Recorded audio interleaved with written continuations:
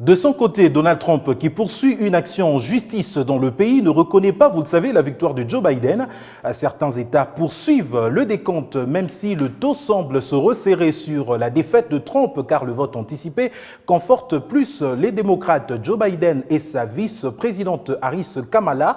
Ce ticket gagnant est un ouf de soulagement pour les Noirs et les Hispaniques. Je vous disais au sommaire, les démocrates sont plus ouverts à la politique migratoire, plus sensibles à la couverture santé d'Obama, car pourrait revivre pour ne citer que cela. Je vous convie plutôt de suivre ce reportage de Julie Sefo.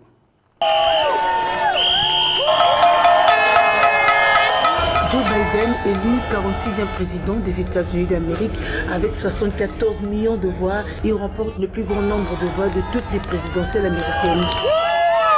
Le président élu a promis d'être le président de tous les Américains. Sous son règne, il n'y aura plus de bleu ni de rouge. Avec lui, Kamala Harris devient la première femme noire vice-présidente américaine.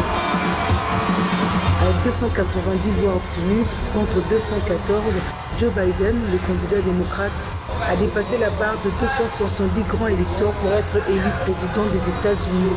Donald Trump refuse de concéder sa défaite. Il s'est exprimé encore à travers un nouveau tweet. Entre la négation de la réalité et ses parties de golf, il ne reconnaît pas cette victoire. Son équipe se charge de la bataille juridique, une équipe qui du reste à l'interne ne parle plus forcément le même langage. L'élection de Joe est un soulagement pour les communautés afro-américaines et hispaniques parce que les démocrates sont pour une migration assez ouverte. On s'attend à ce que le projet de mur que Trump devait ériger entre le Mexique et les États-Unis d'Amérique soit aboli pour une politique migratoire souple et réfléchie, contraire à la tolérance zéro que voulait mettre en place Donald Trump.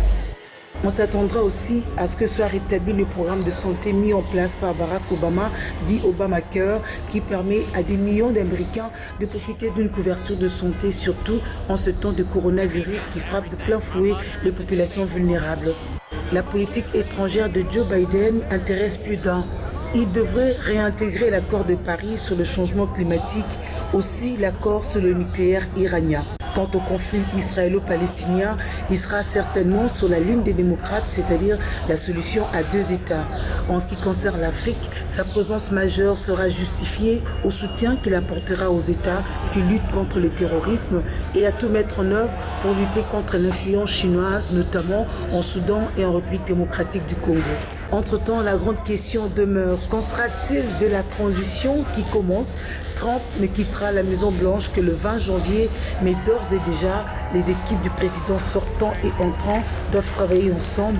Elles devront s'épasser les dossiers et se mettre d'accord sur le plus sensible. Donald Trump respectera la procédure, c'est la question jusqu'ici, car il n'a respecté aucune tradition. C'est au perdant de respecter le gagnant, il n'a passé aucun coup de fil.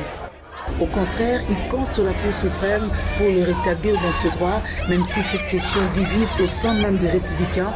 Les allégations de fraude n'ont qu'un fondement, ce qui réduit la marge de manœuvre de l'actuel locataire à la Maison-Blanche. Quoi qu'il en soit, le 20 janvier 2021, le président élu à l'issue de tous les dépouillements et du vote des grands électeurs en décembre occupera la Maison-Blanche.